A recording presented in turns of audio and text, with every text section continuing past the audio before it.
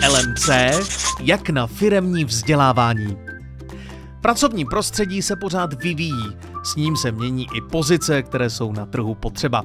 A proto je třeba víc než kdy dřív vlastní lidi vzdělávat. Důvodů, proč začít s firemním vzděláváním, je celá řada. Lidé u vás budou zůstávat déle, vychováte si vlastní experty, ale třeba i ušetříte za nábor, nebo jen do firmy dostanete nové nápady. Jak tedy na něj? Bod první. Mluvte s lidmi o tom, proč se nové věci učit. A to jak s nováčky, tak s dlouholetými zaměstnanci. Vysvětlujte jim, jaká je vize a strategie firmy do budoucna a proč je dobré na ní být připraven. Bod druhý. Zpřístupněte vzdělávání všem. Ani v 50 nebo 60 letech není pozdě, aby se lidé naučili něco nového. Bod třetí. Najděte vhodnou formu.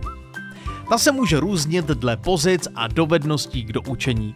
Zatímco hard skills možná budou potřebovat komplexní osobní školení, řadu věcí se doučíte i online.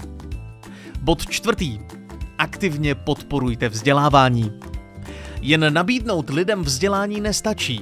Zaměstnanci musí vidět, že je daný kurz posune v kariéře dál a že si znalosti vyzkouší i v praxi. Tak ať i vaše firma lépe šlape díky vzdělávání.